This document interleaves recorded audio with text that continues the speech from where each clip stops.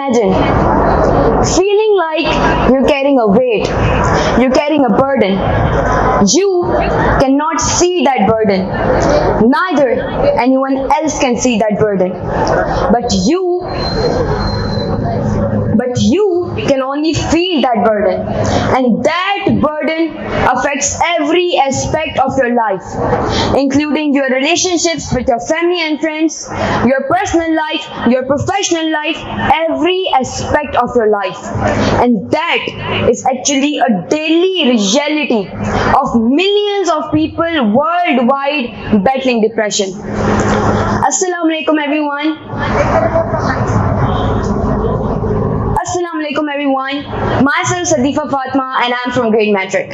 Today, I'm over here to discuss a topic that has affected millions of people worldwide.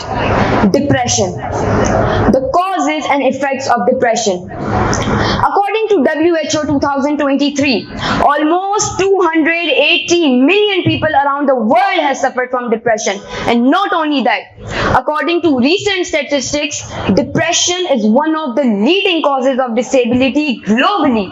Yet it remains widely misunderstood. Today, through my presentation, I aim to shed light on what depression is, its causes, its effects, and how we can support those affected. By fostering a better understanding, I hope to create a more empathetic and supportive community around mental health. Now, to help guide my discussion, here's an overview of the topics that I'll be discussing today. So you can have a look over here.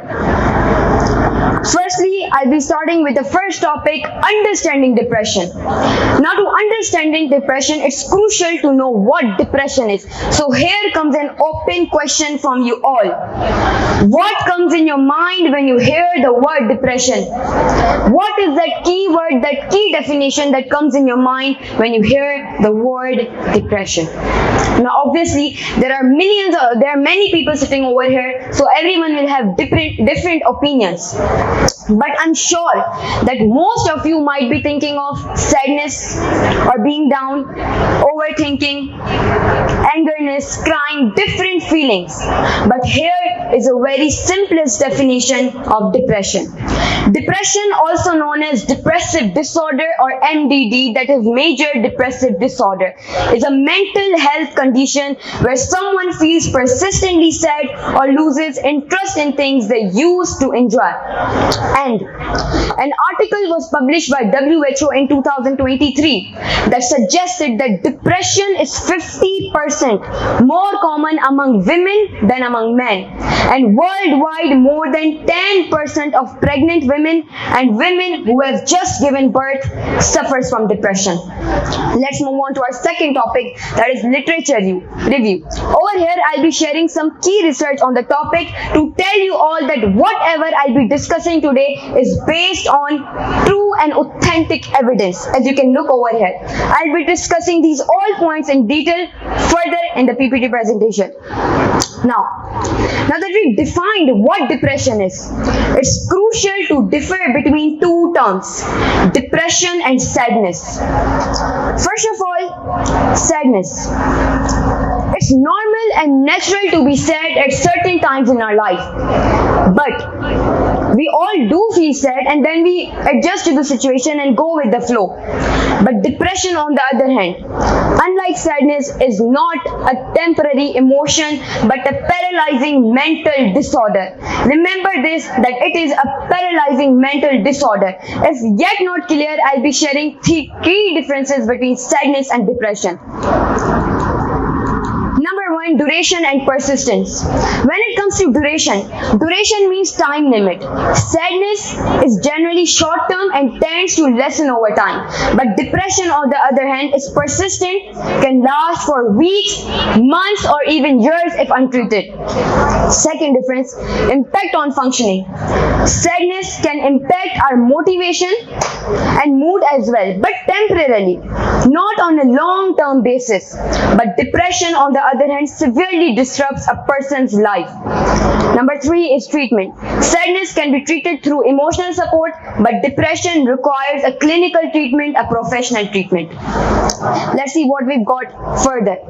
Global vision. I want to ask you all, what do you think is the most depressed country around the world? Guess के कौन सी country में सबसे ज़्यादा depression होगा? Which is the most depressed country? Guess about it. Don't answer me. Just think about it in your mind. I'll answer that question and then check it with my answer. The most depressed country around the world is none other than Afghanistan, where over 20% of the population in Afghanistan suffers from depression. The reasons may include ongoing conflict, violence against women, the women living under the government of Taliban in Afghanistan, and it also involves cultural factors as well. Further, there are other countries as well. I have prepared a graph over here as well. We already discussed Afghanistan, now Ukraine, where 6.3% of the population indicated by a research suffers from depression. Further on, Brazil, where indicated by a research 5.8% of the population suffers from depression. Further on, Portugal and Greece, where 5.7% of the population suffers from depression. Further, Belarus, indicated by a research 5.7% of the population suffers from depression. Now, it does not mean that if I have not discussed countries like India, China or America, they don't have prevalence of depression, but the reason behind it is that we don't have any authentic figures to share them. That is the reason, but research indicates that these countries also have high prevalence of depression among them. Now I'll be accelerating towards the prevalence of depression in Pakistan. On the side you can notice a graph over here as well. Now, estimates suggest or indicated by a recent research, nearly 34% of the adults in Pakistan suffers from depression. A study conducted in Lahore found that 39.3% of the participants had symptoms of depression. Further on, another study conducted in Karachi found that the prevalence of depression was 31%. And the reason behind that would be violence, crimes and the stigma around mental health, and we all know what kind of stigma of mental health is in Pakistan. A person suffering from depression or any mental disorder, they used to listen कि अब ये नफसियाती हो गए, these kind of harshful words. She's a psycho, he's a psycho, they cannot live now, what about her life, it has ended. They try to portray depression or any kind of mental disorder in a way that it isn't treatable, but in actual it is treatable. Further on, symptoms of depression. Number 1, feeling of helplessness. Number 2, lack of interest in daily life activities. Number 3, changes in appetite or weight. Moving on further, sleep changes, anger or irritability, loss of energy, self-loathing, reckless behavior, concentration problems, and unexplained body aches. Now, I have described 10 symptoms, between sadness and now I have described 10 symptoms, right? But a research indicates if a person has any 5 symptoms lasting for more than 2 weeks among these 10 symptoms may be diagnosed with depression. That is the time limit for depression. Now, while understanding symptoms of depression is crucial, it's equally important to understand what might contribute to its onset. Now, I've divided the categories into 3 parts. Number 1 is biological factors, number 2 psychological factors, then social factors. Let's move on with the biological factors. I have again divided these into 3 categories: biological factors into neuroanatomical changes, neurotransmitters, and family history. First of all, brain changes due to depression.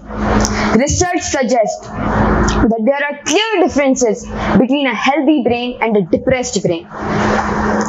Over here, focus on the diagram. This pink part, this frontal lobe, also known as prefrontal cortex, in individuals with depression shows decreased activity, and this part of the brain is involved in decision making and emotional regulation. This decreased activity can lead to that can lead to feelings like where a person is not motivated at all, the concentration level decreases, these kind of things which are normally seen in a depressive states. Further on, second visible difference is in the hippocampus. Hippocampus is a brain region that is involved in memory formation. This part of the brain shows reduced volume. Consider this is a hippocampus. For example, this is a hippocampus in a normal brain and a normal person. And if this person suffers from depression, this hippocampus will shrink. And this is the reason why individuals with depression cannot remember anything properly, or they keep forgetting things again and again. Further on, third visible difference is in the amygdala. This part of the brain is involved in processing emotions, and in individuals with depression, this shows increased activity. That is why individuals with depression shows risky behavior such as suicide. Now, on a more micro scale, I'll be moving on to neurotransmitters. Basically, simply, I'll be explaining neurotransmitters. This is my hand, and for example, someone pinched me.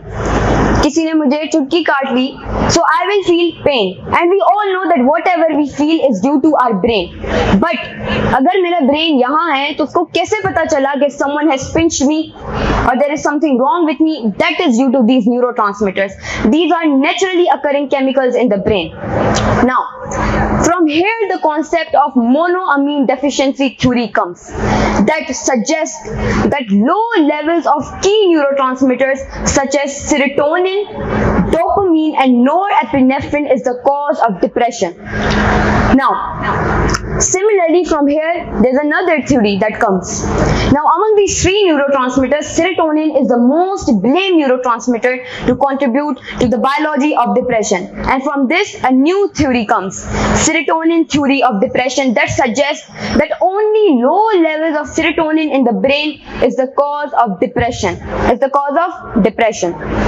But this research, a recent research had challenged this view. Now, it all started by the publication of this systematic review, where looking for the evidence for serotonin theory for depression by Joanna Moncrief and her colleagues, where the abstract concludes that there is no consistent of there being an association between depression and serotonin, or no support for the theory that depression is caused by low levels of serotonin.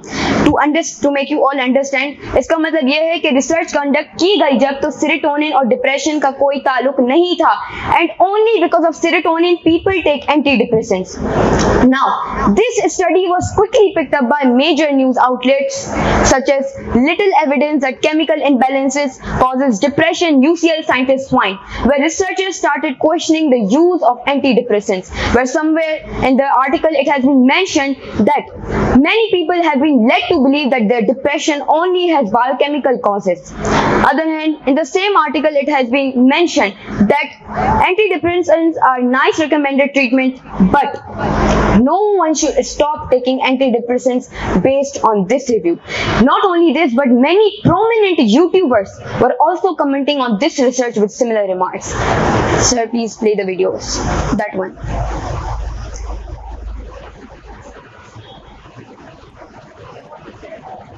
No, I cannot play it with them. We all know what causes depression. Okay, excuse me, sir, stop it. So now we don't have a lot of time, so we'll skip it probably. I'll also skip that video.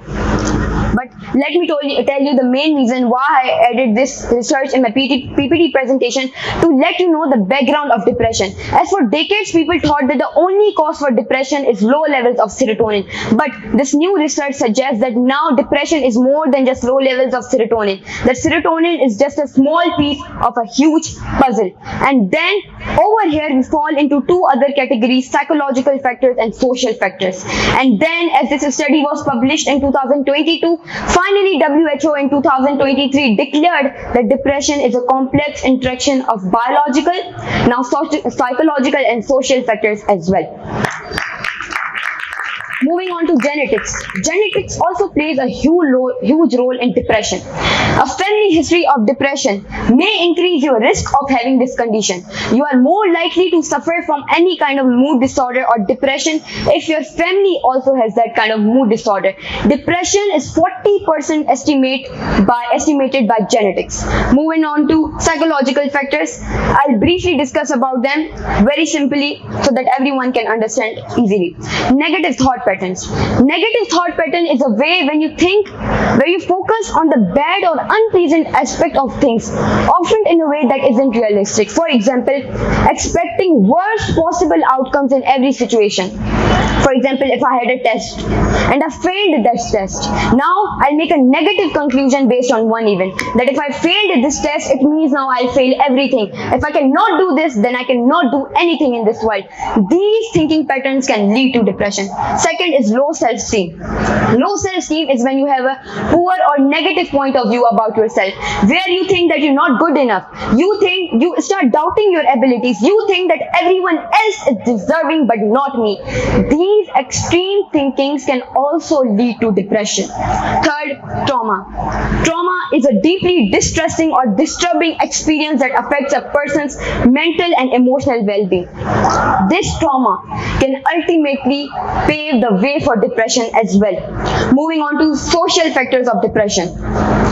First one is social isolation. Simply, social isolation is when you feel disconnected from others, where you feel like that you don't have anyone to share your thoughts with.